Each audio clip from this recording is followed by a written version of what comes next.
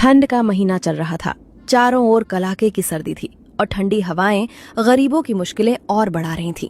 राजेश बहुत ही गरीब था। राजेश की बूढ़ी माँ गांव की सड़क किनारे एक छोटी सी टोकरी में समोसे बेचकर जैसे तैसे घर का खर्च चलाने में मदद करती थी। माँ अक्सर राजेश को समझाती रहती थी कि वो किसानी के साथ साथ उसके साथ समोसे की छोटी सी दुकान खोल ले। वो कहती, शांति अम्मा रोज की तरह सड़क किनारे अपनी छोटी सी समोसे की दुकान लगाए बैठी थी। तभी सामने से एक छोटा बच्चा दौड़ता हुआ आया। अम्मा अम्मा जल्दी से 2 प्लेट समोसे लगा दो, बहुत जोर की भूख लगी है।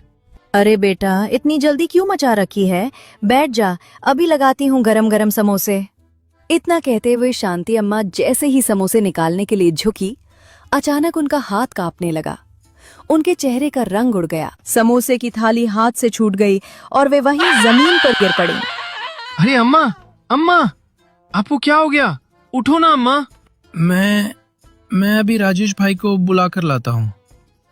नहीं बेटा, मत जा, अब मेरा टाइम आ चुका है। अम्मा ऐसा मत बोलो, आप ठीक हो जाओगी। राजेश भाई आ जाएंगे तो सब ठीक हो जाएगा। नहीं बेटा, मुझे नहीं लगता अब मैं बच पाऊंगी। राजेश से कहना, मेहनत से डरना मत और कभी गलत रास्ते पर मत जाना। लेकिन शांति अम्मा अब इस दुनिया को छोड़कर जा चुकी थीं। बच्चा घबराया हुआ दौड़ता हुआ राजेश के घर पहुंचा।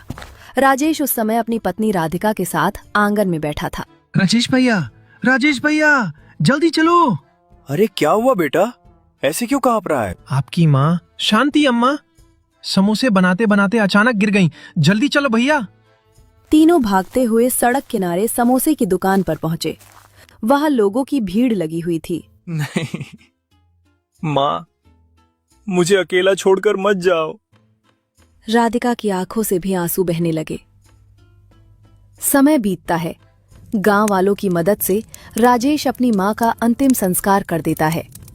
शाम को राजेश और राधिका दोनों घर में चुपचाप बैठे होते हैं।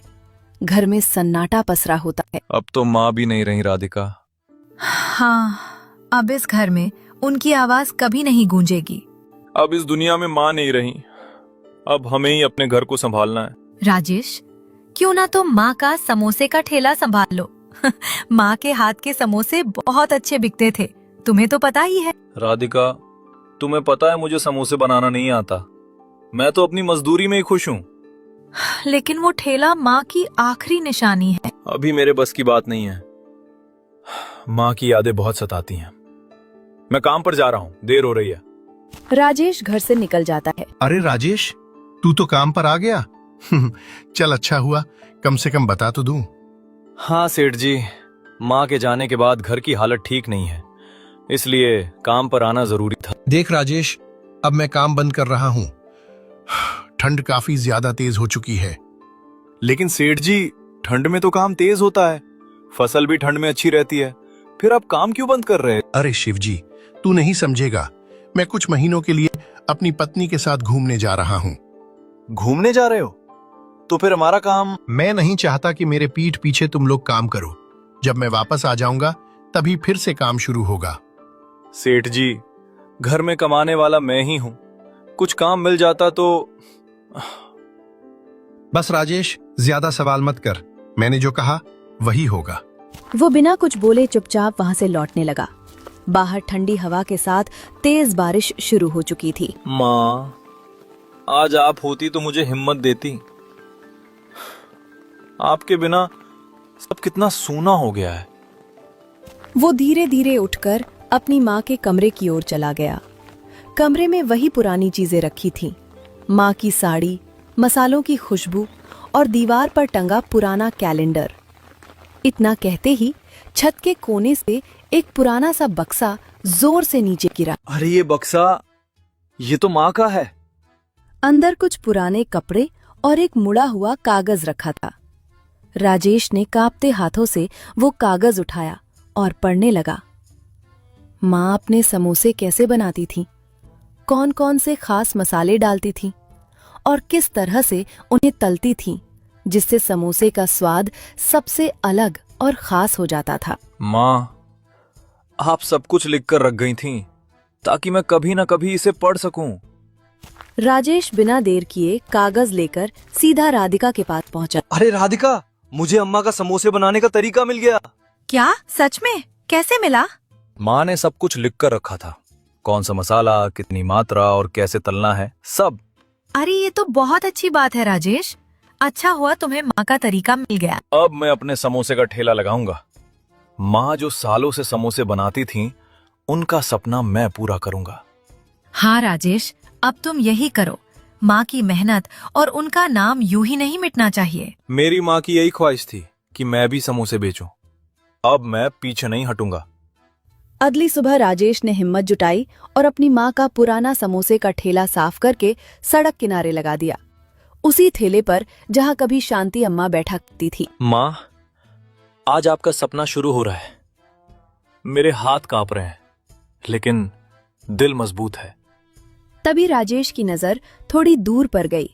उसने देखा कि पास ही एक नई समोसे की दुकान खुल चुकी थी। अरे, ये दुकान कहाँ से खुल गई? जब अम्मा समोसे लगाया करती थीं, तब तो पूरे गांव में कोई दूसरी दुकान नहीं थी।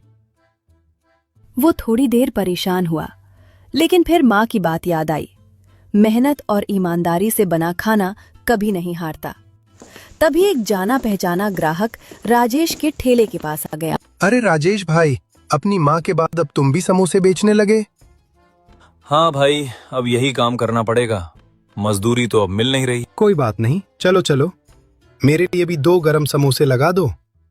राजेश ने ध्यान से गरम गरम समोसे निकाले और प्लेट में रखकर ग्राहक को दे दिए। ग्राहक ने जैसे ही पहला कौर लिया, उसकी आंखें चमक उठीं। अरे वाह राजेश भाई, ये समोसे तो बहुत ज्यादा स्वादिष्ट हैं। सच में? माँ का तरीका है भाई। अरे भाई, यहाँ आओ, राजेश के समोसे खाओ, बिल्कुल शांति अम्मा जैसे स्वाद। इतना सुनते ही आसपास के लोग भी ठेले की तरफ आने लगे। कोई 2 प्लेट लेने लगा, कोई 4। देखते ही देखते राजेश के ठेले पर भीड़ लग गई। राजेश पसीने में भीग गया था, लेकिन चेहरे पर संतोष था। उधर थोड़ी दूर खड़ा नया दुकानदार ये सब देख रहा था। ये कैसे हो सकता है? मेरी दुकान खाली और इसके ठेले पर भीड़। इधर राजेश लगातार समोसे तल रहा था।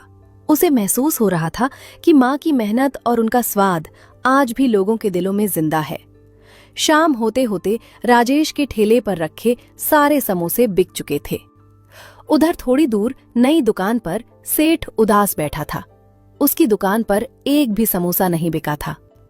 आज तो एक भी समोसा नहीं बिका। लगता है अब ये दुकान भी बंद करनी पड़ेगी।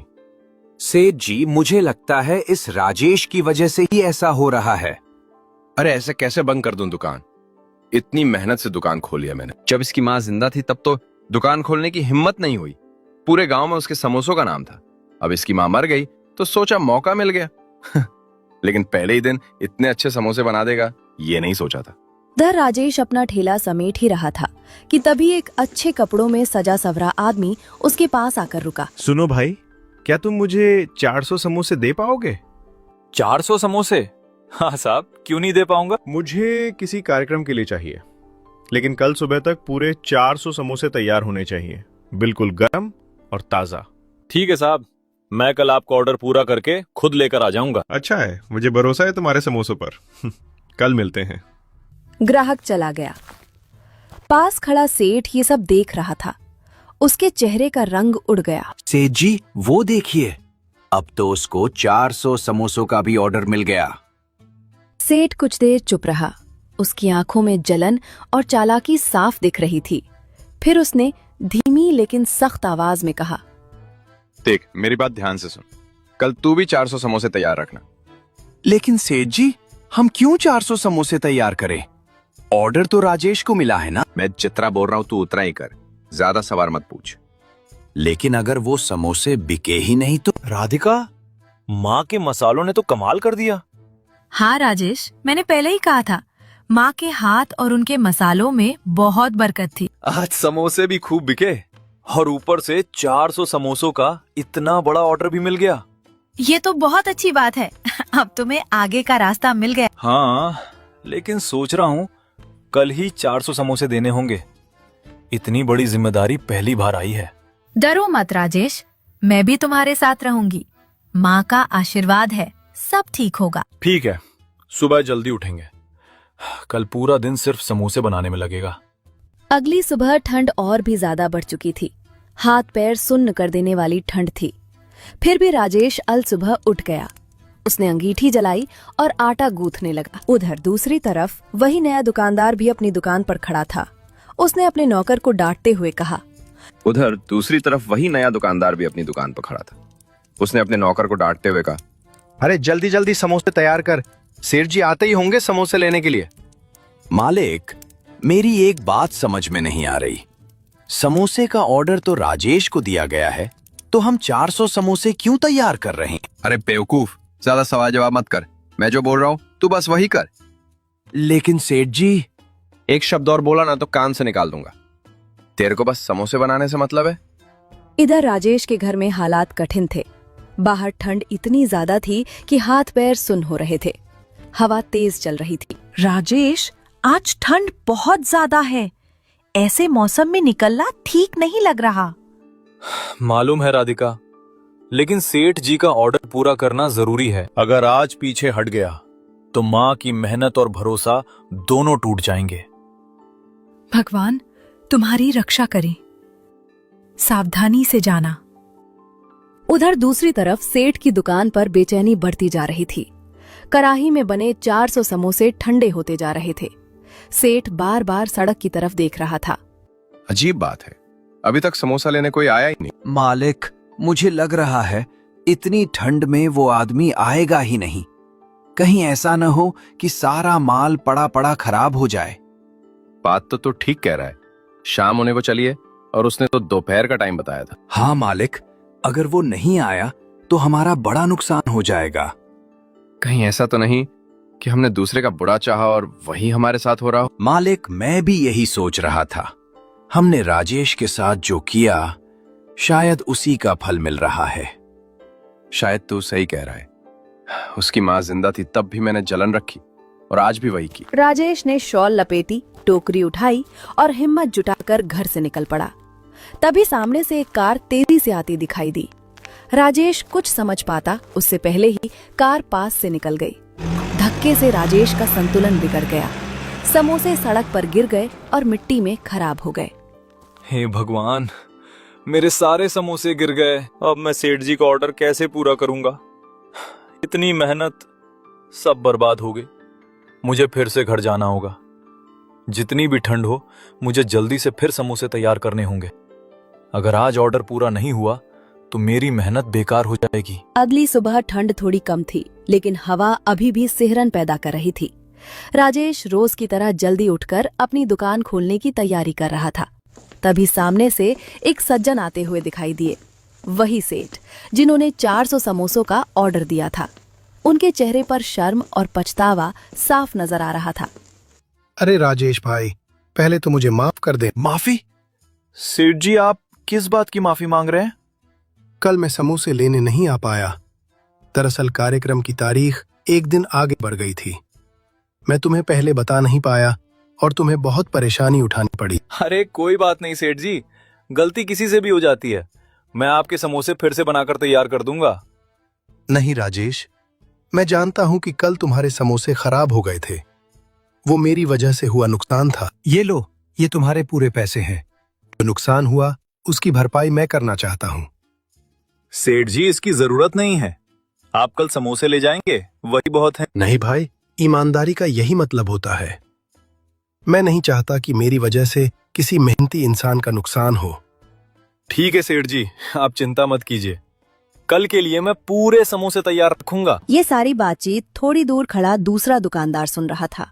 यह आदमी कितना बड़ा दिल रखता है, और मैंने क्या किया? वो कुछ देर वहीं खड़ा रहा, फिर धीरे धीरे राजेश की तरफ बढ़ा। राजेश भाई। हाँ भाई, कहो। मैंने तुम्हारे साथ बहुत गलत किया। आज समझ में आया कि मेहनत और ईमानदारी के आगे चालाकी कभी नहीं टिकती। जो हो गया वो बीत गया भाई। अगर इंसान अपनी गलती समझ ले तो वही सबसे बड़ी जीत होती है। आज से मैं भी ईमानदारी से काम करूंगा। तुम्हारी माँ और तुम्हारे समोसों ने मुझे बहुत कुछ सिखा तो दिया। इस कहानी से हमें ये सीख मिलती है कि कभी भी किसी दूसरे का नुकसान करने से पहले एक बार अपने बारे में जरूर सोच लेना चाहिए। इंसान जब लालच, गुस्से या स्वार्थ में आकर किसी